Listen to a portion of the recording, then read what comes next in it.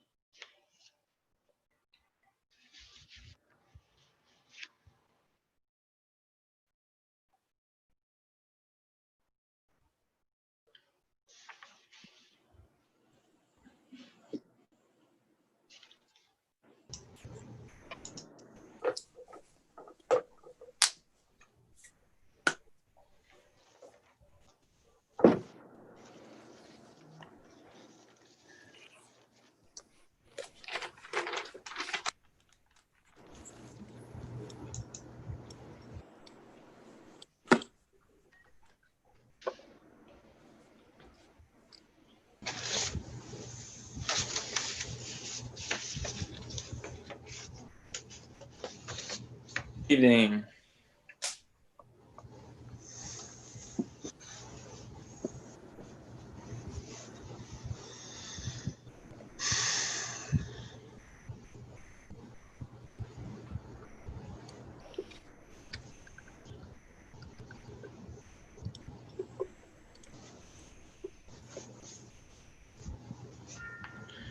Good evening, everyone, and welcome to our work session. I'm calling to order the work session of the Board of Commissions of the City of Tarpon Springs on Thursday, October 29th, 2020 at 6:30 p.m. Ms. Jacobs, roll call, please. Mayor Alahouzes, Here. Vice Mayor Carr, Here. Commissioner Terrapini, Here. Commissioner Donovan, Here. Commissioner Vaticiotis. Here. Due to the health crisis we continue to have, the meetings will continue to be conducted by video conferencing and provide for public comments to protect the public and employees. And I would like to remind to everyone that in the last meeting, we decided this work session will be finished at 8:30 p.m. The work session are primarily designed for information gathering and guidance. And no formal commission decision approving or disapproving an item may be made. Only staff members should be included in the work session discussion unless prior arrangements have been made through the city manager, city clerk, or city attorney. This evening, we have on the agenda, we have two presentations. One is going to be given by the city staff and the other one by Commissioner Vaticiotis. I'm suggesting that we watch the presentations first, and then we have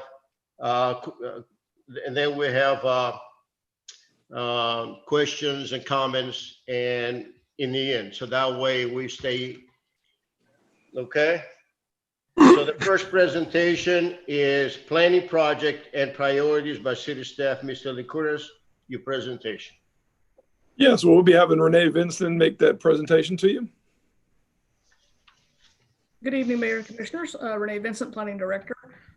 Thank you for the opportunity to speak with you this evening about some of our upcoming major project for us to comprehensive plan, as well as an opportunity to align some additional planning processes along with that process. So I'm going to share my screen. I think I'm going to try to share my screen.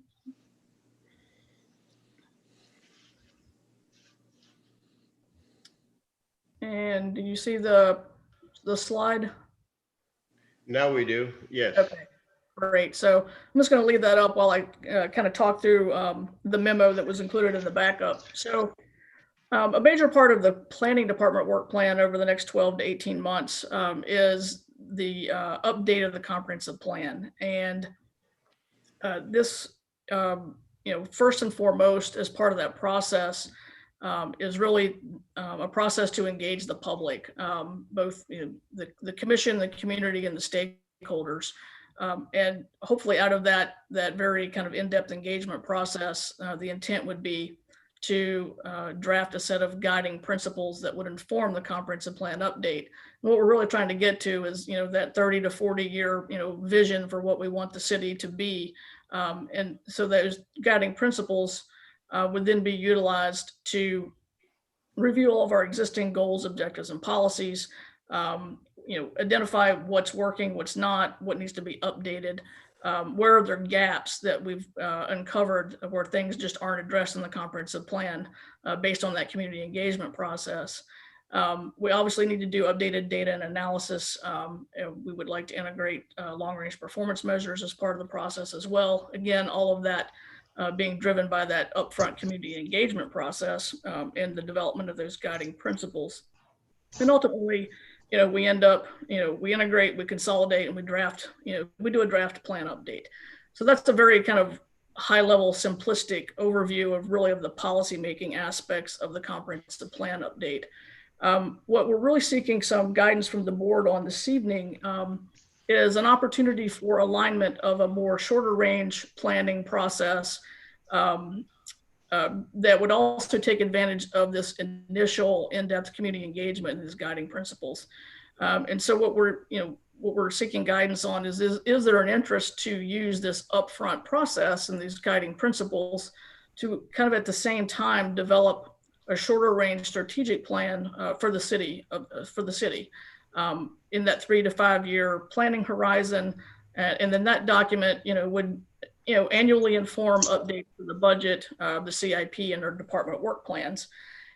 So, this evening, again, we're really asking for, feedback on, do we want to undertake this kind of concurrently and utilize this community engagement process for two ends? This is just a high level overview of one concept of what that community engagement process might look like. I don't really want to dwell on it, but if you have questions about what I've put in here, we can talk about those. But again, these are just concepts of, of how we would may want to try to structure that community engagement process to do both of these at the same time. With that, I'll stop and answer questions at the appropriate time. I also did include in the backup a strategic plan from the city of Fayetteville, Georgia. I've looked at many of these. This one really seemed to strike a nice balance between, being visionary, but also being very well grounded in actual, work to be done. And so it really struck a good balance. So with that, I'll stop. Again, we're just looking for, feedback from the board on, do we want to kind of capitalize on this, what we know will be an extensive outreach and community engagement process, and parlay that into something that we can apply to a strategic planning process. So I'll stop sharing my screen and turn it back over to you, Mr. Mayor. Thank you, Ms. Vinson. The next presentation will be on the strategy planning and visionary that will be given by Commissioner Vaticiotis. Thanks, Mayor. I'm going to go ahead and share my screen as well. Hopefully this works this time.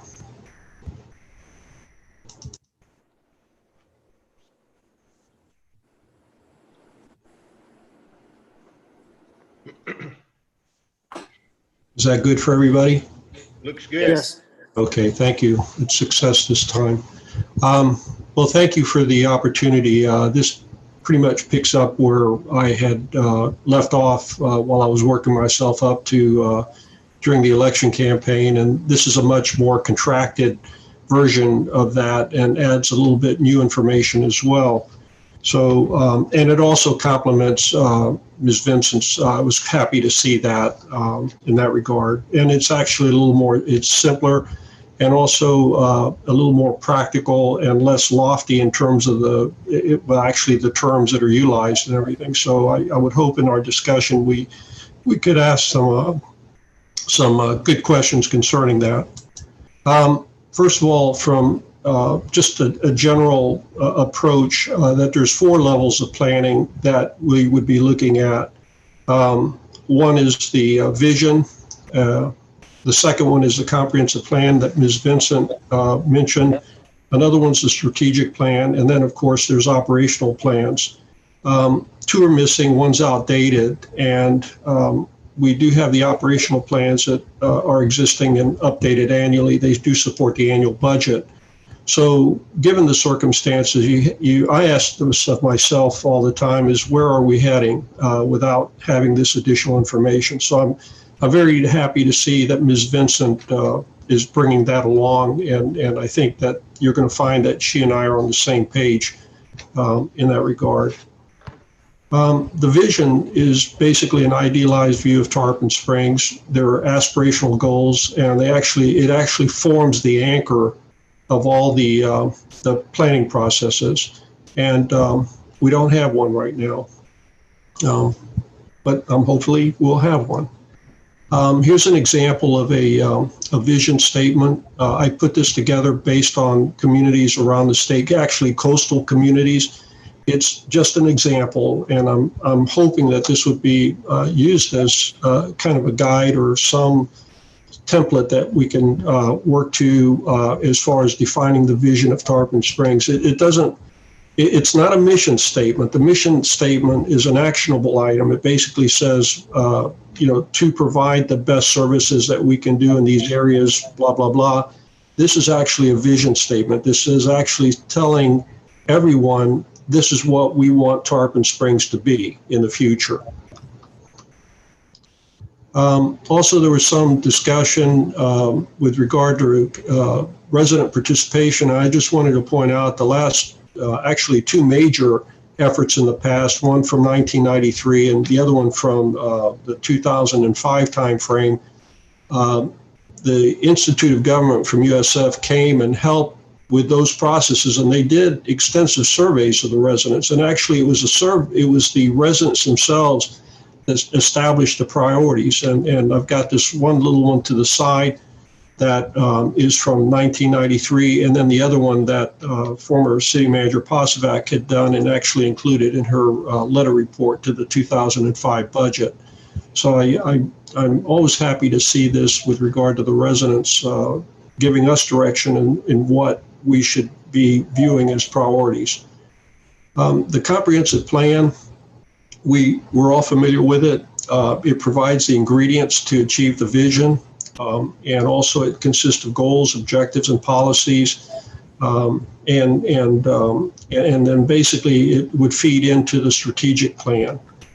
The comprehensive plan right now consists of 10 elements. I think that's pretty much what it's been. I think we've added one or two since it first got started back in '85, I believe.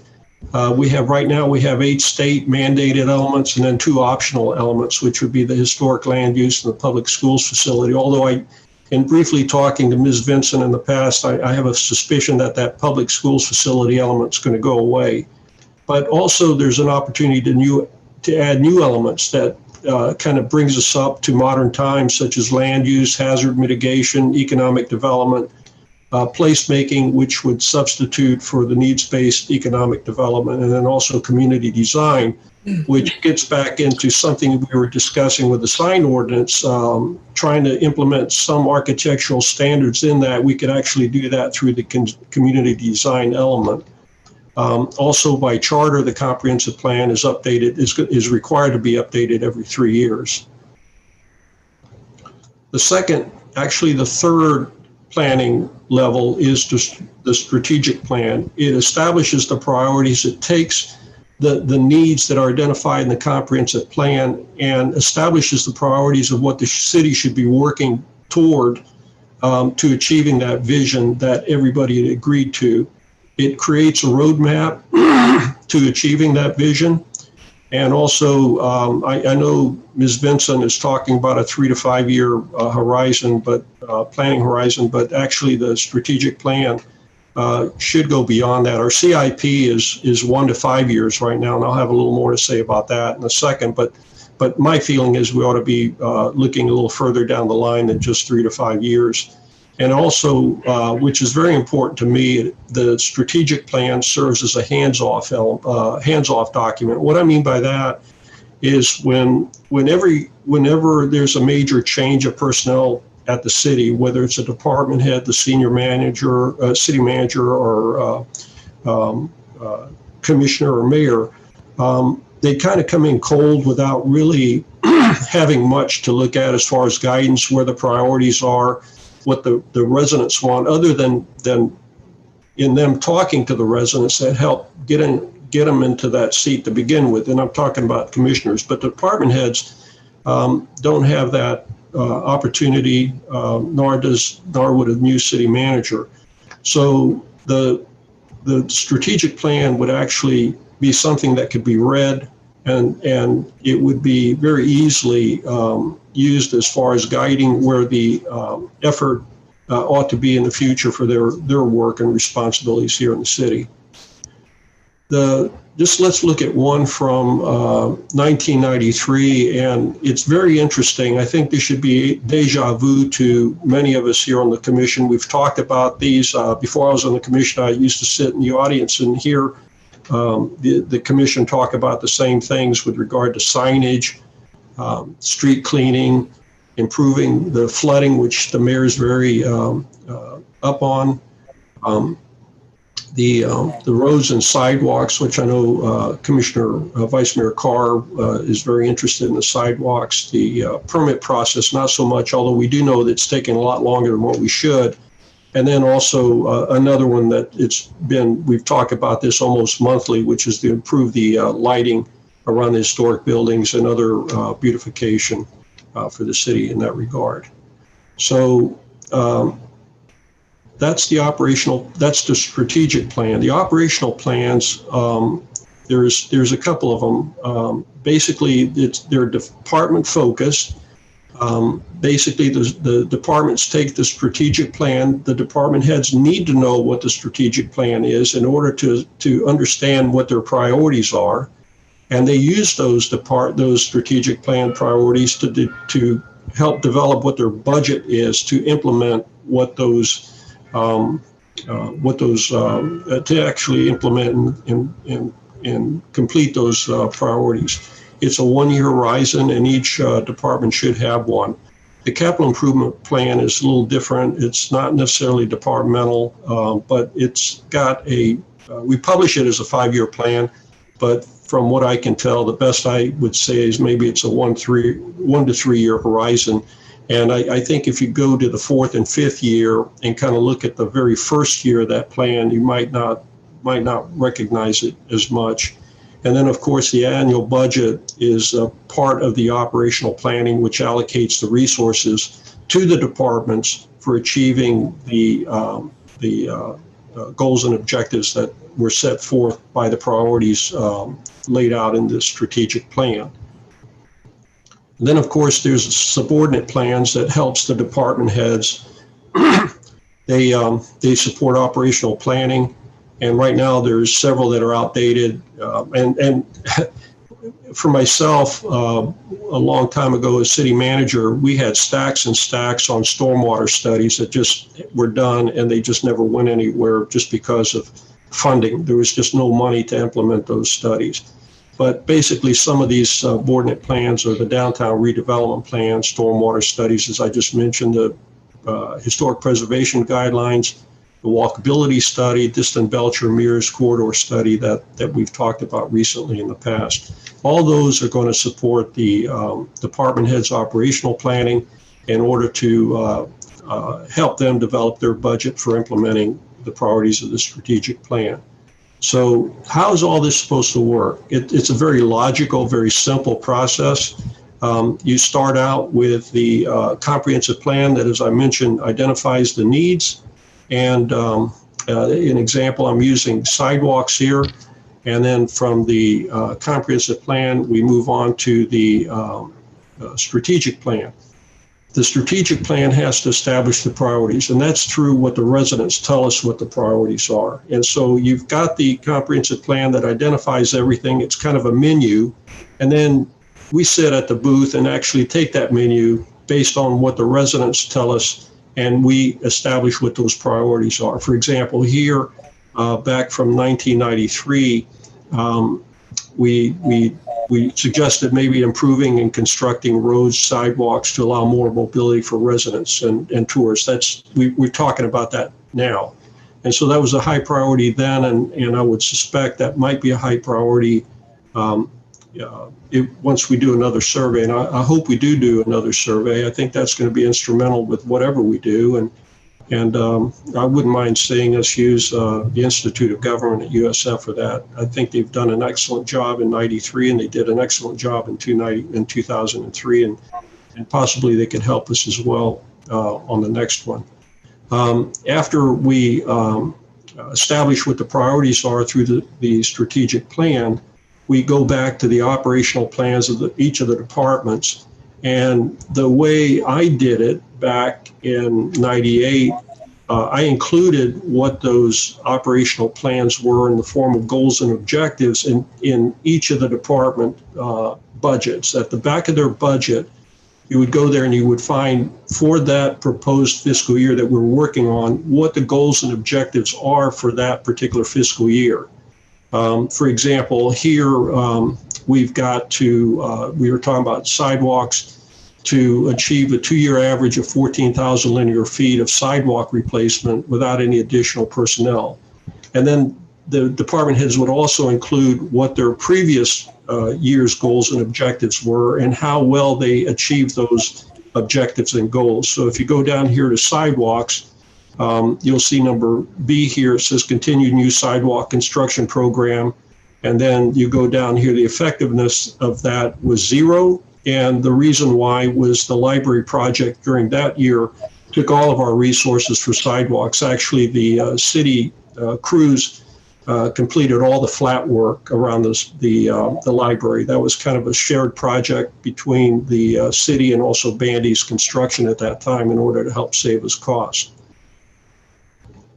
So that's an example of how it's supposed to work. You start out with a comprehensive plan. The strategic plan establishes the priorities. The operational plans actually implement what those priorities are through each department, and then the budget allocates the resources for that. And of course, the CIP is included in all of that. But as I said, it's not really department specific. So in conclusion, the purpose of this entire planning process is to create the proverbial one page that everybody can work from. New commissioner coming in can pick up that plan and kind of go through it and have an idea of what the focus should be for them and help them in the decision-making process for achieving the 4 levels and certainly the vision that is laid out at the beginning. We need to keep it simple. That's a key, and we do have the one strategic plan in the police department. I was going to talk about that a little bit, but I think that's fine. But the police department strategic plan is simple, and of course it's like all strategic plans and planning processes, it should be updated continuously to keep improving and changing it. I think that's pretty much it. One thing to remember on the vision, if it's genuinely if it's aspirational by definition, it's not going to be achieved. We get close, but then we have to update it and set our bar higher and keep working to that and keep improving the city. And lastly, I just want to make sure everybody understands that's not me there with a little child planting trees. It's just something that I put in. I do feel strongly that from the standpoint of what we do today is going to benefit our children and grandchildren tomorrow. So that was it, Mayor. Thank you very much for your time and consideration. Thank you, Commissioner Vaticiores. Do you want any, we're going to start with comments and questions. You want to start from that? Who, Do you me? have do you have any questions that you want to ask Ms. Vincent, or any more comments that you want You're to asking me, Mayor Vaticiores? Yes. Actually, I do. I just wanted to make sure, as far as Ms. Vincent is working very hard. And I think when she took her job, I think she's realizing there's a lot more that's coming her way than when she first took her position. The comp plan is certainly very, it's a lot of work. I sat in a couple of months ago with Ms. Vinson and the city manager and had something a little more comprehensive to look at than what she gave tonight. I just want to make sure, I'm not quite sure. I know the comp plan and who's going to be working on that. I think we approved some funding for that. But how are we going to be implementing this hierarchy of planning for the city? Who's going to do that? Or do you have any ideas on that right now? Mark, do you want to answer that? Or do you want me to? Go ahead and start and I'll fill in after. I mean, I certainly, if we have a consensus of the board tonight to undertake, some sort of a strategic planning process, we will certainly have to work to get a much more detailed work plan together and identify, do perhaps we need additional staff? Do we need, to seek some consultant help? Maybe it is the Institute of Government. So, I mean, that really needs to be decided. I don't have a good answer for you right now as to what those needs might be. Have you worked on strategic plans before? I have not specifically worked on strategic planning, so this is a little more not directly in my wheelhouse, but certainly something that I'm certainly interested in taking on. Yeah, I know we haven't done much of that even when your previous time. So I appreciate you being candid that way and letting us know. The last question I had was a 3 to 5 year horizon that you were suggesting. Where did that come from? Really reviewing other city strategic plans, they by and large really seem to be in around that 3 to 5 year time frame. I certainly do understand that you may want to have a little more longer range, mid-range view. But what I was finding was generally in that 3 to 5 year range. But certainly, whatever the consensus of the board is, we'll do. I think some of our, for example, the flooding that the mayor talks about, the sea level challenges that we're facing are far more into the future than the 3 or 5 year. And I think that even just the pumping stations, that there could be up to 10 of them. Certainly we're not going to do that within the 3 or 5 year, but somewhere they need to be shown as existing and a priority if the residents decide to do that. That's my concern, is cutting it a little too short and not really encompassing all the significant issues that we have with the city. And by the way, sea level and climate change was not something that we dealt with 20 years ago. It's something fairly new, and that's going to change. And I think we need to be flexible in that regard as well. Again, I think the 3 to 5 year planning horizon is a little short. So thank you. Thank you, Mayor. Thank you. Commissioner Vaticius, thank you for the information that you provide us, and also appreciate all the work that you put in preparing for the presentation. But also want to thank Ms. Vinson for providing us for presentation. Ms. Vinson, the DEO of the Department of Economic Development opportunities mandates that our comprehensive plan must be updated every 8 years, and the charter mandates that it should be updated every 3 years. Updating the comprehensive plan, it is a major project. One of the things that we discussed, you and I, is if you have enough manpower to take that project, and when the comprehensive plan should be completed to satisfy the demand of the state.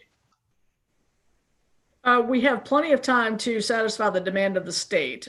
We're a couple of years out from needing to hit that state marker, and just understand that the state is much less hands-on in the requirements of how we update the comprehensive plan. Essentially, we have to do an evaluation to satisfy the state and tell them what we're going to update, if we're going to update anything. So the old evaluation and appraisal report process really does not apply anymore. So, meeting the state deadlines, I'm very comfortable with. The more, this different territory with the 3 year updates required by the charter. And I think that's going to be more of a, an evaluation and, a much less intense, I'll have to say, a less intensive process than what I'm talking about with this major update. Hopefully, once we get this first major update completed, then those 3-year updates are just to keep it fresh, and that's what hasn't been taking place. So far as manpower, regarding the comprehensive plan and getting that done, I do have a nice chunk of consultant dollars that the board approved in my budget upcoming. So our intent is that we will utilize that for the bulk of some of the data and research and analysis that might be a stretch for us in-house, and that we could get that done more quickly. But we certainly feel like with my current staff that I have, we can do the comprehensive plan pretty much in-house with using a consultant for some of the data and analysis and research that we can't comfortably do in-house. On the strategic planning side, that's a new undertaking. And again, I'm not totally prepared to answer, does that need additional staff? We really need to work with the city manager and figure out a work plan and what's going to be involved in that and how we're going to approach that, and bring that back to the board for additional discussion. So for tonight, we're kind of looking for consensus. Do we want to go down that path? And then we'll bring back a more detailed approach for the board's consideration as to how we get there. Thank you. Ms. Vincent, I'm glad that with this process, the public and the stakeholders are going to be involved, just like we did when we updated the year. I think it was 7-8 years ago. Yes. So that was a long process, and it seems like we're going to do that again. The comprehensive plan, which consists, as you say, with the long-range planning and the short-range planning, and the strategic plan consists of medium and short-range goals, and they should be tied together with guiding principles. Would you give us an example how they're going to be tied together? Because I see that the comprehensive plan and the strategic plan, they complement each other. Absolutely, and I see those guiding principles that that would come out of that very in-depth community engagement process, that would be tailored not only to look at the long-range planning horizon for the comprehensive plan, but would also be specifically focused for that shorter mid-range time frame as well. So it needs to be well designed to do the community engagement process needs to be holistic in being able to do those two different kind of planning horizons. But those guiding principles that come out of that would then be applied to the policymaking aspects of the comprehensive plan, as well as a strategic plan, or frankly, any other planning effort that might be going on. That's how I see that those guiding principles being used over the long haul and pulling these processes together. Yeah. Well, to me, it makes sense to do the strategic plan and the comprehensive plan at the same time, because it seems like a lot of the information will going to be the same. So I think it's appropriate to do both at the same time. So I support that. The other thing I wanted to say is, do you think the staff will be able to provide us with a detailed outline of the process, how we're going to get from point A to point B? Oh, yes. And when you think you'll be able to do that?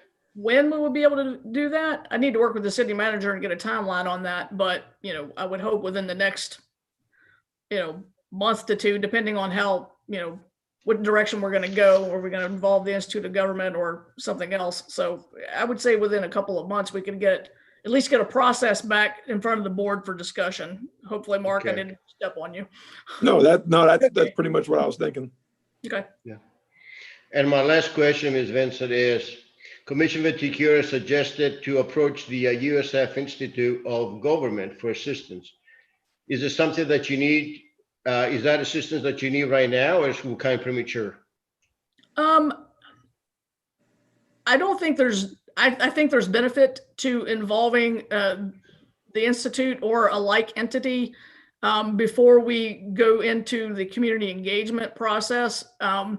Something that we may want to consider is, dusting off, if you will, that original community satisfaction survey or priority survey, and utilizing them to do a statistically valid survey that kind of piggybacks on that to see where we were then and where we are now. So I think there's definitely some value to bringing the Institute of Government in especially if we're looking for things that are going to be in that statistically valid, arena to complement maybe the softer community engagement things that we're going to do that we will get out of workshops and the online engagement platform. So I think there's benefit to that, or another, like I said, if it's not the Institute of Government, another similar entity, but they certainly, they've got some history with us. So that there's probably, not a bad thing. Ms. Vincent, that's all I got. Thank you very much. Thank you. Going to Vice Mayor Carr, Thank you, Mayor. Ms. Vincent, thank you for your and presentation. welcome back. Thank you. I got back late Tuesday night. It was a 2 under 2 in a car for over 9 hours. So it's a fun ride with 2 young kids.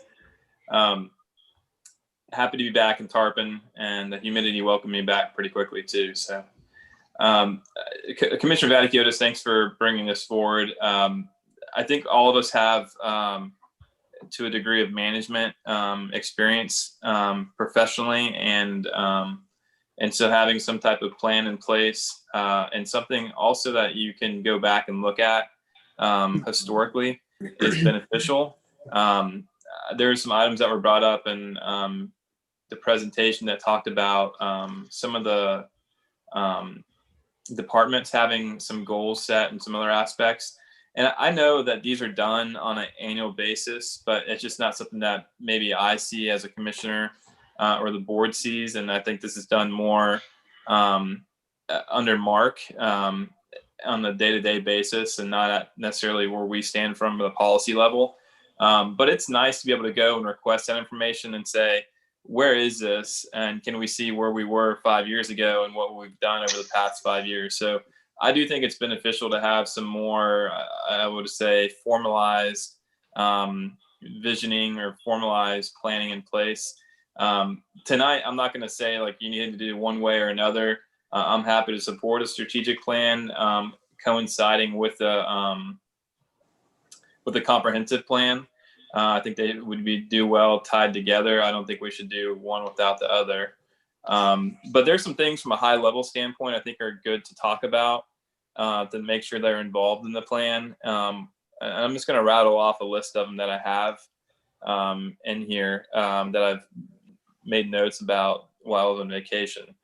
One would be to improve safety for pedestrians, improve safety in the roadways. This would be focusing on intersections where we could be proactive in improving safety, expand bike lanes, commercial design guidelines, state funding request, county funding request, targeted tree plantings. This would be in the city areas, and then also reaching out to the county, because the county has a significant amount of right of way and roads within the city that we target the county to request tree plantings to.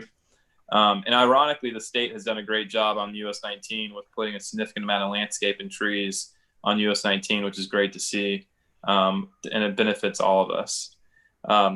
Public art plan and areas targeted, land preservation, solar panels for public buildings, hybrid vehicles, incorporate the old dump site off Mears, either look at a solar field or a sport field or some other option. Capital vehicle replacement program.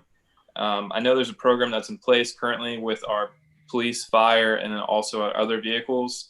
But I don't know if there's an actual true plan in place. Have the vehicles become more efficient? Have the vehicles, do they have longer shelf lives? Can we update that program to stretch out the capital dollars further to where we don't have to do a whole lot of cost for maintenance and repair? And then also looking with the sustainability side, I know Commissioner Vaticiotis and the mayor both brought this up pertaining to sustainability in some areas, but I think sustainability is more than just a flooding issue. I think there's some other aspects that could be involved. And yeah, that's really it from a high level that I think it would be good to incorporate into the plan somewhere and somehow. But from a high level standpoint, I think it's important to have the comprehensive plan, which is being updated, and then also incorporate some type of strategic plan. From from a timeline, I think tying them together is probably the best avenue to go. Thank you. Thank you, Vice Mayor. Commissioner Terrapini? Thanks, Mayor. Yeah, excuse me. I too want to give thanks to Renee and also Commissioner Vaticiotis on trying to advance this topic. And ultimately, it's it's definitely the right thing to do to have this plan in place, long range and more of a short-term plan. And I think it's important to probably run them both together at the same time. I mean, it makes sense. I feel like from even just our time together as a board, as valuable as that is for us to, think about it together and raise ideas and questions together from a planning approach. I think it's smart to do both at the same time. I also think that we should use the opportunity, excuse me, to try and update our code from a planning side as well. Like as we're updating, our thoughts and our ideas and what we envision for the town, I feel like time and time again, we run into something, and usually it's an after the fact, idea where we run into it from a planning perspective, or we're trying to recruit a project or whatever. And we have this out of date section of our code. And, over the course of time, I feel like we've been trying to update and piece that aspect together. But I still think that there are a lot of opportunities to update our code, our smart code, and then just even our broader aspects of the code. So I feel like as I circle back to this in the conversation as it relates to consultants, I think that that's important for our staff to spend time on, more of our in-house hours as it relates to those things. And then I think something that's important for us, again, to take the vice mayor's, approach from a high level as it exists tonight, and then we can hone more in on it. But I think it's important, for us to recognize in our strategic plan, in our comprehensive plan update, the importance of private investment, right? So, I mean, we can have the best plan in the world that outlines what the perfect Tarpon Springs will look like. But at a certain point, at the end of the day, when you're done with public infrastructure, when you're done with beautification projects, at the end of the day, it's private investment, it's private money, which ultimately will develop and redevelop this town or another town. So, as some form of a component, I don't know where that lies within our planning process or where it falls within the, the comprehensive plan when the new one comes out. But I think that that's important for us to recognize and incorporate that in to a degree, from a recruitment standpoint or an attraction standpoint. And I know that aspects of that comprehensive plan act as the attractant, right? Like it's important for us to have our hospital and support that. It's important for us to support industry and have jobs and growth and things like that. So I know that it does promote, investment, but I just think that it's important for us to consider that even more.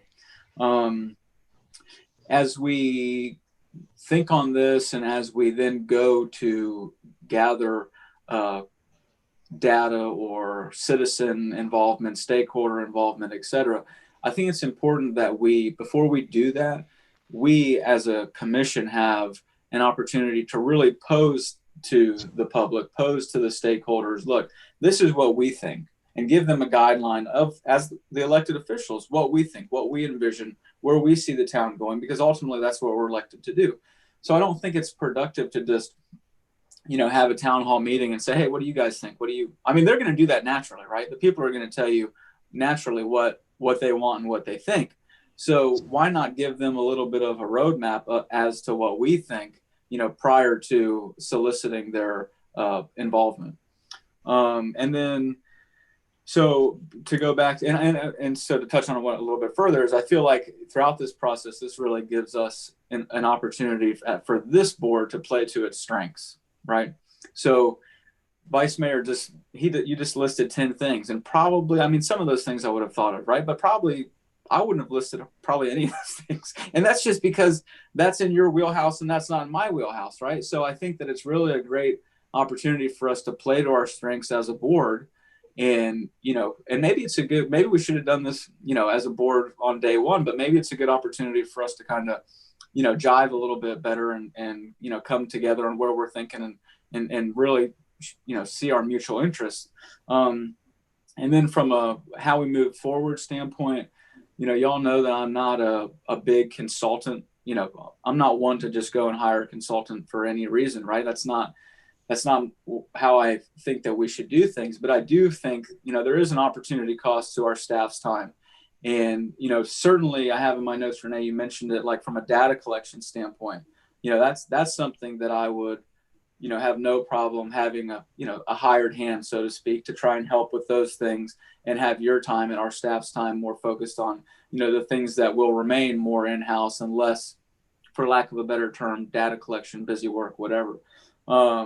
So, from that perspective, I'm willing to entertain that. Obviously, I would be looking for a fair price. I don't want to just hand this over to an out-of-town consultant and pay, $1 gazillion for it. But I mean, for some, for some hours for data collection, helping set up meetings, whatever the case may be, generating a web, an outline, something like that. And then let's see, what else did I have, guys? Oh, I think for sure, and this was in one of Commissioner Vaticiotis' slides, ultimately we should have like a one-page document that keeps it simple, and it's a summary that basically just is something that we can refer to. It can be a handful of things like Commissioner Vaticiotis has. It has the comp plan, strategic plan, 5-6 paragraphs that go all the way down to staff on how we need to execute this thing on a daily basis. And ultimately it will change over the course of time. And, it does need to be probably updated every 3 to 5 years, but, long-term, we have a better, more updated outline than exists today. So, this is going to require some additional meetings, but I look forward to the process. Thank you. Thank you. Commissioner Donovan? Yeah, thank you, Mayor.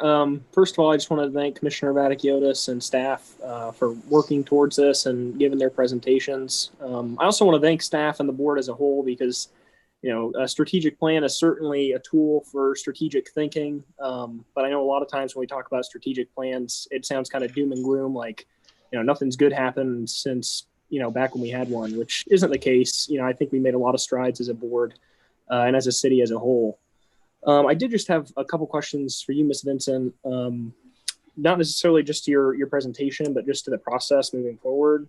To me, just with my knowledge going through schooling and stuff now, taking these strategic planning courses, you hear all the time about the huge cost to do these type of endeavors. And when I say cost, it's not just, money for a consultant, but staff time. Do we have any idea yet, or were you guys just tonight kind of getting the idea of whether or not we wanted to even go down that road? Or do you have any idea of how much time, of employees this is going to take? I don't have a great grasp of that right now. Tonight we were looking more for consensus of, do we want to take this on, and then we'll delve in and do the hard work and come back with, what we think, is really going to be involved in doing this and what our needs are going to be. Okay. Yeah, that makes a lot of sense. And then I saw in your presentation, it had the SWOT analysis. It had it on there in question marks. I think that's definitely something worth doing, no matter how we do this process. Even if we just stopped there as like a first step, I think that'd be a great way to gauge the board's, interests as themselves, and then we can present it to the citizens. And then, as we get feedback from them, obviously we can add to that list or subtract from that list. And then have you worked with the USF Institute of Government before? I have not, no. Okay. Yeah, I talked to a couple of my professors just because they have experience doing it or, getting contracted out by them. And I just learned a little bit more about their process, their costs associated with stuff. So I was just curious if staff had experience with it. But I know, they did the strategic plans in the past. I know they have a great track record. But I'm with Commissioner Terrapini when it comes to just, writing a blank check for some out of consultant. I definitely agree with the idea of keeping it more simple. I think as simple as it possibly can be. I know a lot of towns that do strategic plans, they work so hard on it. They have like this nice, big, bold strategic plan. Then it goes in the binder, it sits on a shelf. And, the next time somebody brings it up, everybody rolls their eyes and says, oh, great, we got to go through this again. So it looks nice. And then it goes back on the shelf. So that's a concern of mine. There are a couple other concerns of mine. Just as we move forward with the process, the one thing about strategic planning that all my teachings have been consistent in has been you don't conduct it in a time of crisis, because the first step of strategic planning is you say, where are we now? And to try to get a better gauge of that, it takes a lot of staff time. And I know staff right now, citizens can't, necessarily just walk up into City Hall and be interviewed. It's the same thing. I know Ms. Lemons had trouble on the economic development survey stuff because you can't just walk up to every single business owner now, shake their hand, hand them a survey. So there's some issues there, you know, especially as, you know, businesses are in survivor mode. People are just trying to get by. Not everybody is going to really care about crafting the perfect vision statement right now, which leads into my second concern, and that's with the vision statements and the planning add-ons. You know, sometimes you see strategic plans from what I've looked up, and I'm sure there was a couple town hall meetings, and every single person that brought every single thing up, it was like, well, yeah, we can add that. And then the vision statement is like 16 pages long. And it's like, well, we care about, you know, saving the gopher tortoise and also building brick roads, and also, which we all do care about, but that's not necessarily stuff that would be the front page vision statement. That'd be more detailed stuff that maybe the board wouldn't deal with. My third concern with any strategic planning initiative is just that no commission is beholden to the views of a past commission. I don't want to handcuff future commissions coming in. So let's say under a year and a half from now, there's 3 new commissioners on the board, and they might not have the same priorities as the rest of the board members now. And I don't want it to be like their first budget cycle, and then they say, yeah, well, sorry, that's just not in our strategic plan. You know, that didn't really make the cut. Instead, we're going to spend most of our money where our strategic plan highlights, and, you know, you're going to lose out on that idea. Because I think all of us were elected with different initiatives, different priorities in mind, and that's why the residents elected us. So that's just a concern moving forward, is that I don't want to handcuff a future board that may have different ideas, different priorities, to not be able to update that document and say, here's where we need to spend our money. And that's why I would definitely not want the strategic plan to be anything more than 5 years out. Like you said, we can update it. We can have those priorities that stay in there, but I really just don't want to handcuff future commissioners. And then also the same way I don't want to handcuff future commissioners, I don't want to handcuff staff. You know, 5 years from now, if somebody gets on the board and they say, I want to build a rocket ship in Tarpon Springs, and we have a deadline, we have objectives, because they have measurables in any strategic plan. And then it says, you need to build a rocket ship, Mr. Licoris, by 2025. He can't do that. He can't get that done. And maybe staff, you know, didn't get the input there. Maybe the board wanted something else. I don't want to handcuff staff with different measurables that they're going to be punished for, they're going to be called out for in the future, that maybe weren't fair, or maybe that staff didn't have time to say, wait a minute, that's not feasible. Or in this case, you know, 2020, what a year. Any objective or measurable that we might have had this year that had any budgetary number attached to it could have been completely thrown for a loop, because they're going to say, you know, well, you didn't get it done. So that's a knock on the department head. That's a knock on the city manager. That's a knock on the rest of the commission, because they didn't follow through. They didn't get it done. When in reality, things happen, and COVID affected everybody.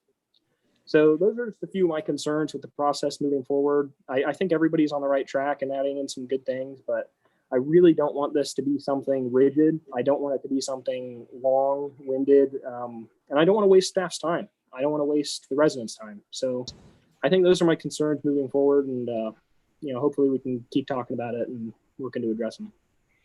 Commissioner Donovan, just to clarify, are you in favor to have the strategic plan or not? I didn't get that.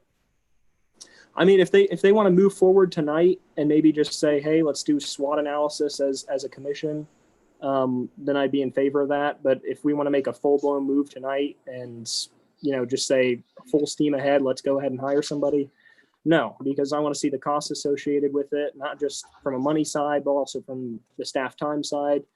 And also I'd like to see my concerns addressed, just in that it won't handcuff future boards, it won't handcuff staff, and it's going to be a bigger tool. Thank you.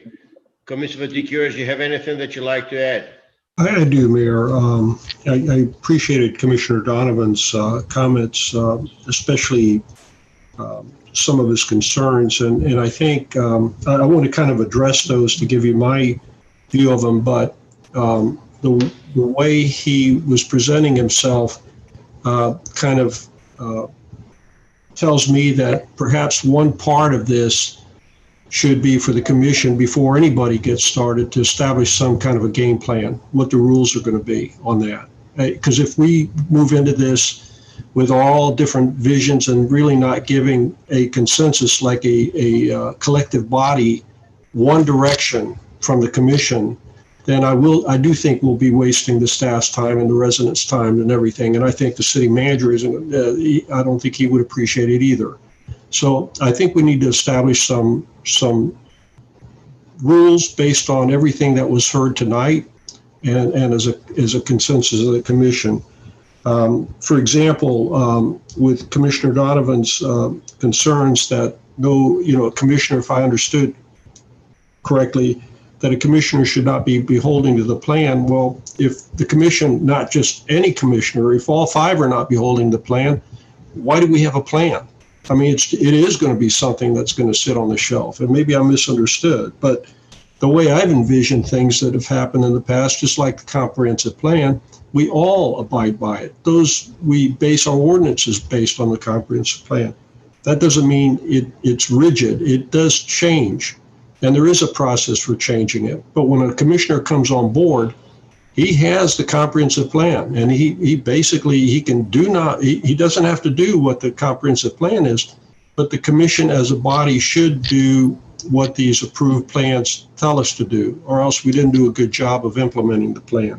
So I think these are sort of the rules that we have to establish. There's ways of a commissioner, let's say, to change the strategic plan to something that matches more of their priority of why they came in. But in the meantime, the strategic plan would be, and the comprehensive plan are the plans. And until that plan changes, we should abide by it. And if the commission doesn't want to establish a rule like that, then we need to establish something that kind of provides us that hierarchy of how to proceed. Where are we now is part of the comp plan process. That we basically do an inventory of what we've got, and then we identify deficiencies based on accepted planning standards. So I'm confident that that's going to be part of the comp plan update, and Ms. Vincent can speak to that as well. In a number of our elements, we not only list what the policies, objectives, and goals are, but we also identify what the deficiencies are, and we work to that. You've heard me speak of the deficiencies of the mini parks, and that's how we got justified getting a mini park out of the Eagle Creek, and also discussed it a little bit with Open Space Park with the North Lake Phase 2 out there on Keystone. So that where we are now, hopefully will fall out of the strategic plan. The USF, the reason why I mentioned the USF, they not only did the past work with the 1993 strategic plan and what Ms. Posovac had used them for, they also did the Union Academy neighborhood plan. So I don't know if those professors or research staff are still there, but I would suspect that somebody that was involved in these plans would still be there. And as I understand, maybe things have changed at universities. They are not-for-profit, and the way they've worked in the past is they've worked on research stipends. They'll ask for a certain amount of money from the city that really, from a better way of describing it, would be in the form of a grant. And then that grant is actually used for graduate students and other research members to help us here at the city. And it's up to them on how they manage that money. So I would think that from a consulting perspective, that would be a lot less expensive way, if you will, to proceed than hiring it out to some consultant that is a for-profit organization. And also it helps us support our local universities. St. Petersburg College might be another one as well. I just mentioned the Institute of Government. That's who I worked with on the Union Academy neighborhood. That's what did Ms. Posavac's work, and also the 1993. With regard to the strategic planning, the comprehensive plan, this goes to Commissioner or Chair Pani's comments. The strategic plan is really within the staff's purview. The comprehensive plan, the strategic plan and the vision is really kind of in the residents need to help us. You know, the comp plan will identify what the needs are, where we are, what the needs are, what the deficiencies are. But the priorities are going to be established by the residents in the community. And there's a number of ways to do that. For example, the 1993 strategic plan was basically overseen by 30 residents out of the business community and residents. And they worked with the city manager, and they provided us the strategic plan, and also USF, Institute of Government, helped them in that process. But ultimately, it was their project. And that's just one way of going. I would hope our own planning staff does not try and undertake this all by themselves. We're just not going to get there. I mean, Ms. Vincent, I appreciate all of her expertise and experience, but this is we need a workable plan to end up with.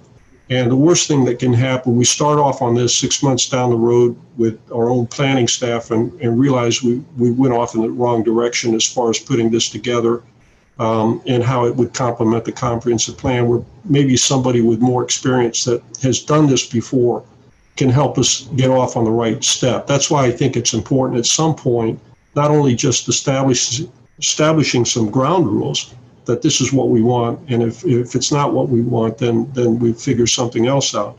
But also, we need somebody up front to make sure that whatever effort we embark on right off the bat is in the right direction, and then we don't lose a lot of time and actually resources in finding out that this isn't going to get us to where we needed to be. On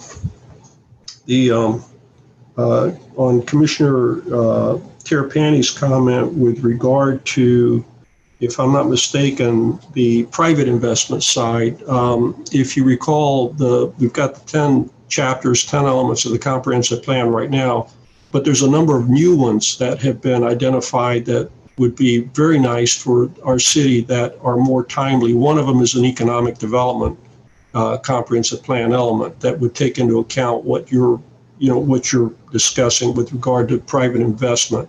So that's where I would see it. I'm not the expert. And by the way, I don't see myself being an instrumental part. I just see myself as a facilitator wanting to move in that direction because I think it's important.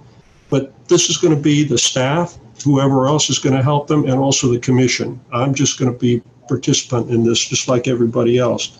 But I think from there's a number of other things, sustainability, and I agree with Vice Mayor Carr.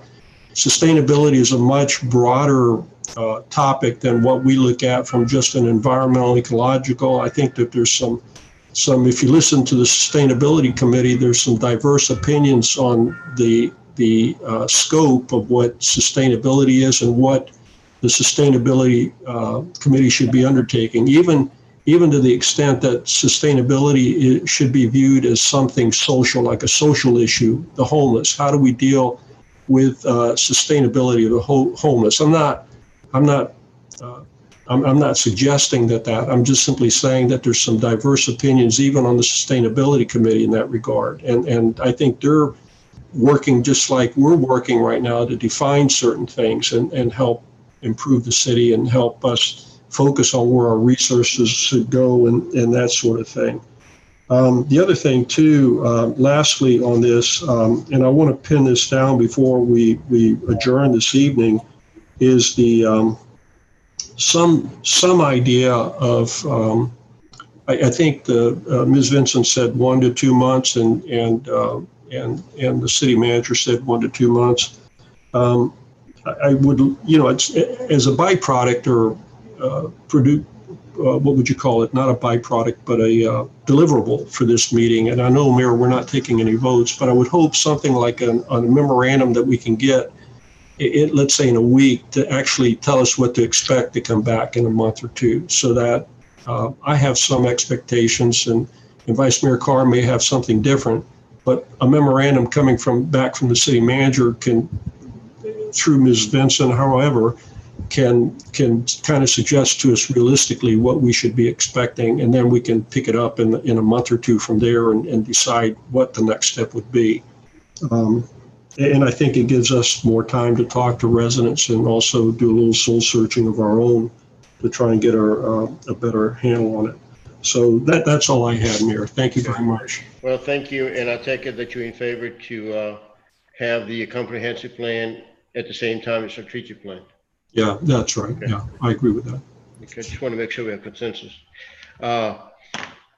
Before I turn it over to Mr. Licouris, I would like to repeat what I asked earlier, that the staff is going to provide us with a detailed outline of the process on how we're going to get from A to B, which that is going to cover all the information that we're trying to find out. And I think Ms. Vincent says he's going to have it done. So I don't see any issue with that. And also, I'm looking forward to see when the departments are going to identify it all and prioritize all the projects, programs, and action plans, and both in progress and the ones that we plan and tied to the budget for the comprehensive plan. I think it's very, very important to make sure that we have funding for the things that we actually plan. With that, I would like to go to Mr. Licouris. Mr. Licouris, do you want to comment, or you have anything that you'd like to share with us? No, I think I have some good direction so far. I think, within the next week or so, or at least before your next meeting on the 9th and the 10th, we can give you that memo kind of outlining what we're going to bring back within a couple months. I imagine that couple months that we bring you back to would be one of the January meetings. But we can talk together, Renee and I, and get something to you within the next 7 to 10 days of that, and kind of try to narrow that down with the thoughts of actually coming back with that in one of the January meetings. So that's not an issue. And again, it's very good discussion of everybody's, and a good starting place, I think, for us to bring forward more details to you as we understand what each of you want from this. So I think we got some pretty good direction. Okay. Thank you, Mr. Licouris. Looks like we have consensus to do the comprehensive plan and the strategic plan at the same time. And with that, if no one has any other comments. Mayor, can I? Of course. I thought you finished. No, just not about this. It's something else that's come up today. I wonder if I could have a minute or two. Of course you can. Okay. And we're talking about the Mears Crossing issue. What's come up this week on Tuesday, pretty much from our staff that's been monitoring it, from Kevin Powell, dealing with all the issues with Mears Crossing. There was a meeting Tuesday with FDP where we hope to get substantial completion from them for the road and the road being opened. As far as everything other than the FDOP, we think they've met everything that we wanted for the road from it. But out of that meeting Tuesday, where it seemed that we got favorable thoughts from DEP, but then they confirmed in writing, I think yesterday or maybe early today, that they're going to exercise their entire 30 days that they have before they'll give us the document, which is a substantial completion of the road. So everything we've been working for, trying to work with the Mears Crossing, we're hoping to be able to have that for the road and allow them to start moving people in November 1st. Obviously, with what we've learned from DEP and their confirmation after the meeting that they want to exercise their 30 days, although they did say they don't expect much of substance to come out of it, maybe some minor things, that's not going to happen. So obviously there's obviously the Mears Crossing people are not happy that this is going to come to fruition and we're going to be able to release it tomorrow. There's several avenues that we can take, and I'm going to mention 3 of them for you to give direction and see where the board is. Obviously, we can stand by what we said, that the road has to be open before the certificate of occupancy is even a temporary. And even though the road's finished as far as we're concerned, since we don't have the DEP substantial completion letter, we'll have to wait up to 30 days for that, and we can do it that way. You can also, if you think they've met the requirements by what staff has reviewed, what Kevin Powell and building has reviewed, that the road stands to complete but not open yet, and there's a tentative meeting set tomorrow morning with the attorney for them. Obviously, if the board wanted to pursue it, we would ask the attorney to reinstitute that waiver that they were going to put into the last agreement that kept us from any opportunity of being sued by them in the future if we allow a temporary CO for it. Obviously, I could sign the agreement and ratify it next commission meeting. Obviously, with the way the board is feeling on this, we obviously don't want people moving in without board's consensus to do that. The third thing we could do is, if we got agreement from the attorney tomorrow, that they would waive any rights to sue and bring that back to us, which would, obviously my concern, and the concern is the taxpayers' money. I think you've been told by attorney, we think we'll win, but as y'all know, court costs and stuff could go. The third option would be to have a special meeting on Monday night and have the board review what the city attorney and their attorney, if something's worked out, and for you to talk and decide. Obviously, they wouldn't be allowed to move in and get their temporary CO until November 3rd, but we could facilitate. So there's really three ways to go. Again, my concern is the opportunity to keep us from being in a suit later on. But I also understand the firm feeling of the board all the way on that the road is open. People aren't going to move, people weren't going to move in. So this is all developed today and we're working on today. So I just want to run this in the scenarios by the board. And if you're interested in giving me direction on any of the three avenues of pursuing it that I've given you. Mr. Licouris, I don't think any of us is prepared to give you any decision today. Plus, this is a work session. I prefer that we have, if you schedule a meeting on Monday night, and you said tomorrow you have a meeting with them and the attorneys, so you have more information to share with us. And then Monday, if we have a special session to give you direction on that. But tonight, I don't think any of us is prepared to give you any direction. Well, you just gave me direction on one of the three choices, though. But I won't tell you yes or no till then. Well, Mayor, may I say something? And Sure. I think it would be best as well to have an attorney present rather than us making these decisions with, I would suspect we might have some questions for the attorney. Well, this is why I said that I'd rather we have a special session. Yeah, that, I agree. That way by then we have more information and study it in advance, and that way we have a logical decision to make. Mayor, I can tell you that I won't. I'm sorry, go ahead. I'm sorry, Commissioner. That's right. I was just saying, can't we not meet virtually starting in November? I thought the governor's order was going to come up on November 1st. So it wouldn't have to be in person Monday is what I'm getting at? It probably would be. Okay.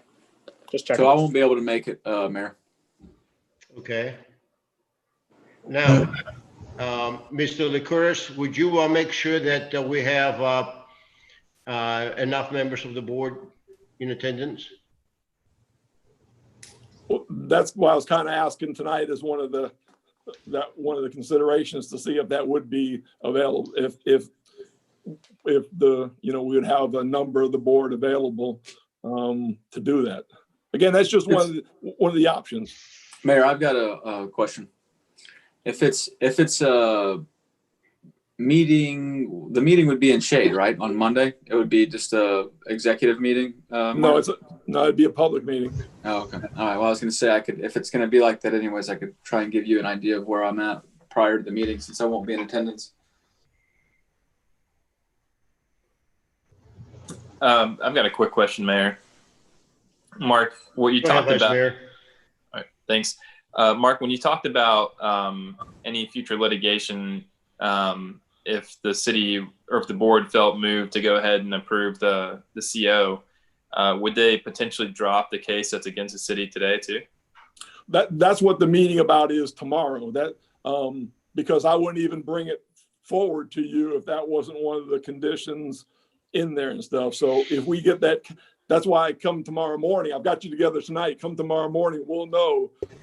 And they would have to say, yes, if you allow this to happen, the same deal or whatever you want to call it, agreement they were going to give you before when they asked you, that they would not be able to sue us on the money they lost, or people not moving in the past, or all the different things from the letter that they sent us through. They would waive officially in writing in an attorney's agreement that's happening. I mean, that's the only way I would think the board would consider this. So if that happens in the morning, then obviously then it becomes time to make a decision. And that's why I said the Monday, you have to have enough time to advertise. So Monday would be the earliest that we could have that. Well, and then you could talk to the attorney and what the deal is, and either yay or nay. But if I got the feeling tonight that nobody was even interested in looking at it, then we just cancel the meeting in the morning. But again, I was doing a lot of this between 4 and 6 o'clock tonight, so Sure. I'm kind of bringing it to you then, just the options that we have. So one other question. And I don't remember what the agreement says. Does the agreement say the road be completed, or does the agreement say that it be open and operational? Do you remember? I forget the exact language. That's what we got to look at tomorrow morning with them and stuff. Okay. Exactly what the word is. And the interpretation of it. I mean, it's ready to go on now as far as we're concerned. It's just not released until DEP. And again, we thought, the thinking was they were coming to the site and do it, but there's a clause that they have 30 days and they want to go back, and it's no surprise with FDEP. They don't want to give us the decision on site where we walk them through everything Tuesday. They want to go back and go through everything and go. So again, I think so. From my standpoint, I'm not making a decision right now, but from just a high level view, I would be open to having some further discussion about that in good faith. That they've completed the road. They've been trying to get people to move in. So, from that standpoint, I'm open to having some further discussions on that since the road's completed. So, Vice Mayor, just to make sure that you'll be available Monday. Yes, sir. Okay. Commissioner Terrapini is not going to be present. Commissioner Donovan, you'll be available Monday? Should be. Okay. Commissioner Vaticiotis? You're on mute. Commissioner Excuse me, Vaticiotis? I will be there. I will Yeah. be there. So, Mr. Licorice, you're going to have 4 members from the BOC. okay. If the meeting with the lawyer goes as I said, then I'll give you a notice that we'll call that meeting. Obviously, if the meeting tomorrow morning doesn't go that way, then I'll let you know there won't be a meeting. Again, if we have a meeting, it's going to be the first of the month, so we'll have it in face meeting, or it's going to be online. It'll have to be in the auditorium. Okay. Go ahead. Just as a clarification, Mark, HPB is on Monday night.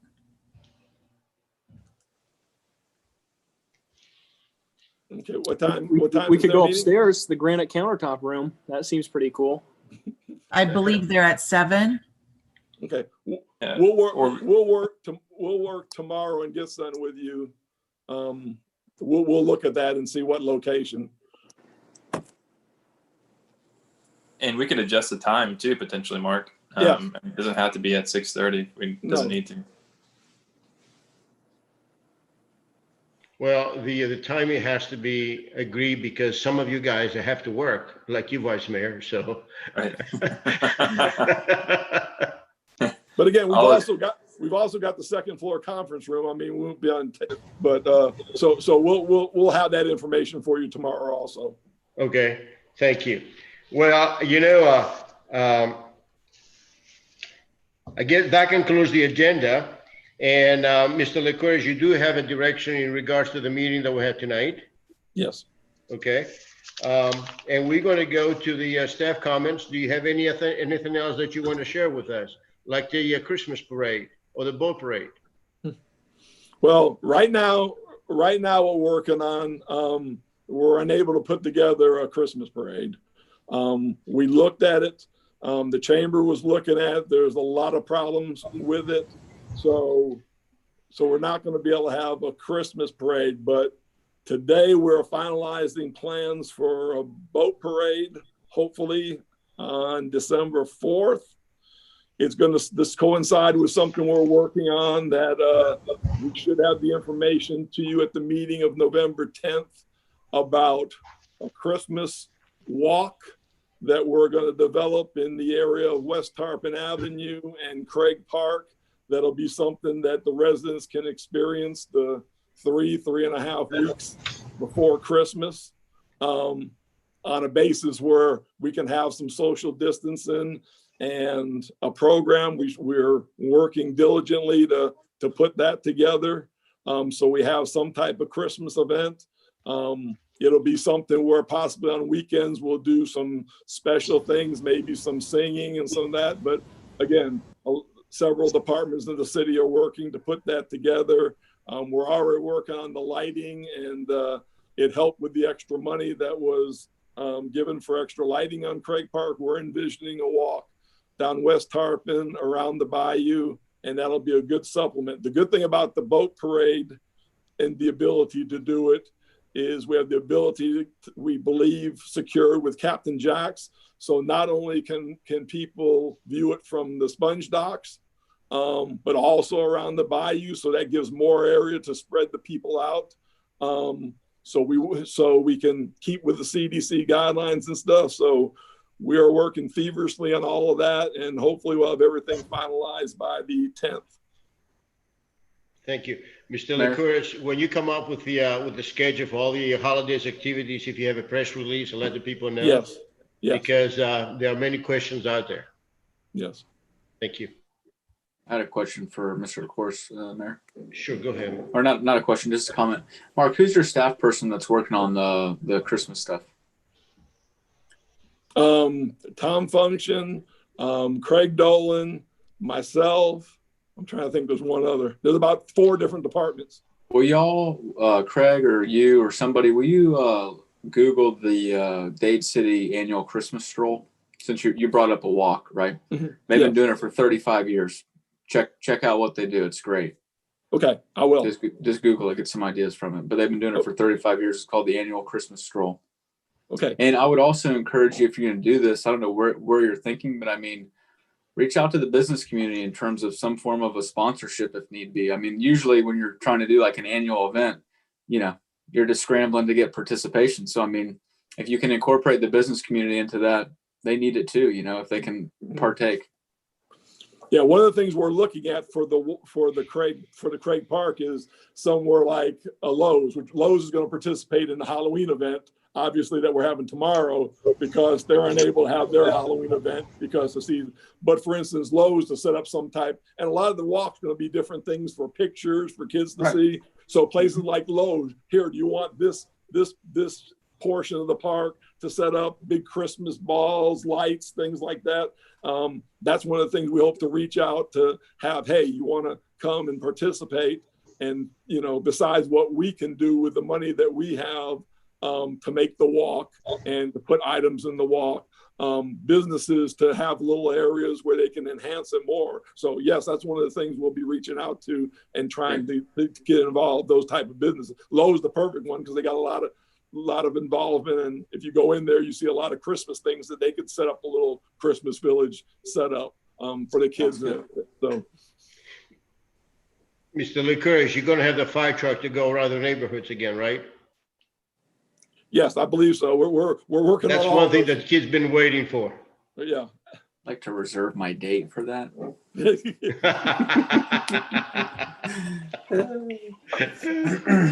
Well, again, we've got our minds working on anything, the innovative changes of what's happening. And you've seen some of the things the rec has done. So we're still looking for anything else we can do Christmas wise, and still be safe, as we're going to see numbers rise and stuff. But again, we're not finished with the innovative ideas. We've got, like I say, at least 4 departments working on different things. So, maybe we'll have some other things besides those for the holidays. Hey, Mark. Yeah. Real quick, I would just say, don't forget about Whitcomb Bayou. I know in the boat parade, the boats go around Whitcomb Bayou. There's a significant amount of land that's out there around Whitcomb Bayou where people could be out there and utilize to watch especially on the south side along Whitcomb Boulevard where Virginia and those roads go into. So if we could encourage neighbors to come out there, that would also benefit by keeping people out of like the main Spring Bayou area. Yeah, that's a good idea. We plan all the neighbors that are on the water and near the water in those areas, encourage them to walk out, and that way it's a good spread. And plus, I'm sure the docks would be happy to have groups of people down there watching the docks also. But again, you'll be able to keep the people spread out, and people will come to it, I think, if they know they're safer, because there's a lot of vision points to watch this thing. So yeah, if there's like some map, maybe we do in a press release, that would be beneficial, probably. Yep. Great ideas. Thanks. Thanks, Mr. Licouris. Police Chief, do you have any comments? No comments, Mayor. Thank you. Okay. City Clerk, Ms. Jacobs. No comments. Thank you. Thank you. Vice Mayor Carr. Happy to be back in Tarpon Springs. Okay. Commissioner Terrapini. Comments, Mayor. Just feel like we got a lot done in an hour and a half. Commissioner Donovan. No comments, Mayor. Commissioner Vitiquiotis. Yes, I do. Mayor, I received I got a copy of the letter that was sent to Agana, and that was 3 months ago. Is there some possibility of just sending them an update and tell them we haven't forgotten about them, and that if they can just hang on for a little while longer? That was August 24th. Yeah. Commissioner Vitiquiotis, this is not going to be, that's a long process, as I explained the last time. It's not going to be anytime soon for Agana to become a sister city. No, and to have 3 sister cities to do the signing, which means we have to go there to those islands and they have to come here, and then we have to develop programs in order for the sister city program to be worth it, having it. Then we're going to do the Agana. So I can't really. I mean, we can send them a letter, which that's not really going to do any good. Other than that, we're thinking about it, but that's not going to, we don't have any information to give them other than what we gave him the last time. I think the sense was of the people involved in this that it was going to be a quicker process. I don't have an issue on the timing of it. I'm just, as a courtesy between cities, just to let them know it's going to take more time. That's all. I mean, I don't have a problem sending a letter, but I don't want people to think that this is something that is going to happen in a month or two, or even 5 or 6 months. It could be a year or so. I don't know that. I think that's ought to be stated in the letter. I think that's the point. And especially the crisis that they're facing in Europe.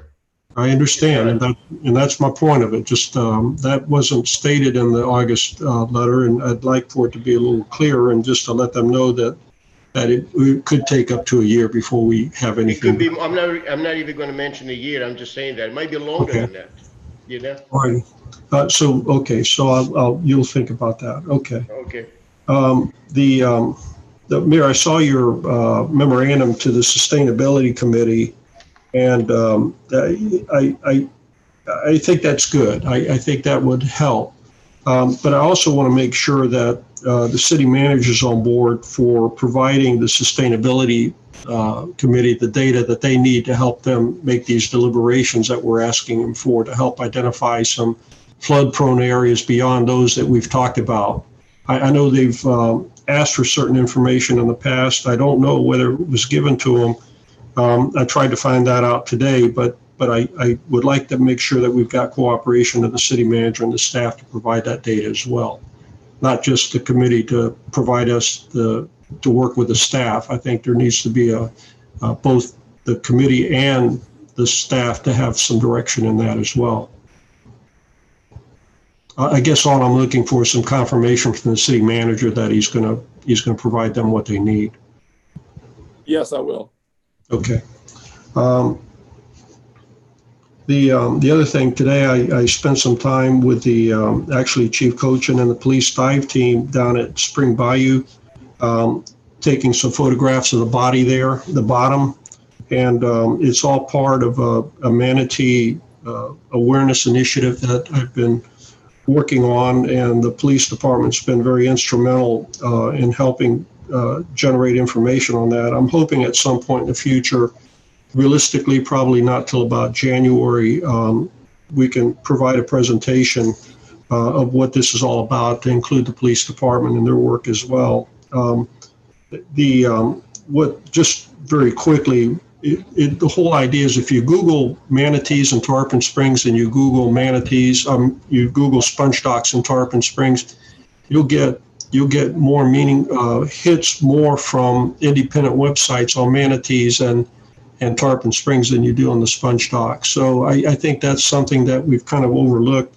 We've taken it for granted for the manatees, and it's something that we could kind of cultivate a bit, not from a Homosassa Springs perspective, but just to let people know a little bit more of the asset that we've got at Spring Bayou for a good part of the year, and then help use that to tie in the downtown, and hopefully the Hoffman property will be allowed to purchase that, tie the downtown in with Craig Park, and this will be kind of another link in the chain to doing that. So I'll have more to say about that, but I wanted to thank the Chief Cochin and the dive team for helping out in that regard, and we'll see more about that in the future. Lastly, I wanted to thank the Budget Advisory Committee. I don't know if you saw their memorandum. They've already provided us the rankings of the finalists for internal auditor, and I just wanted to thank them for doing a good job. I think the city manager sent us a memorandum with a link to actually see the discussion on that part, and maybe to learn a little more about what their comments were in preparation for the November 10th meeting. We'll be, I guess we'll be deciding on who we will be interviewing in December 1st, 2nd, and 3rd, I believe. So I just wanted to say thank you to the Budget Advisory Committee. That was it. Thank you, Mayor. Thank you. I'd just like to thank my fellow commissioners. We had a productive work session, and I believe Mr. Licurtis has a very clear direction in regards to the comprehensive plan as well as the strategic plan. With that concludes the work session. It's adjourned at 7:59 p.m. Good night, everybody. Night.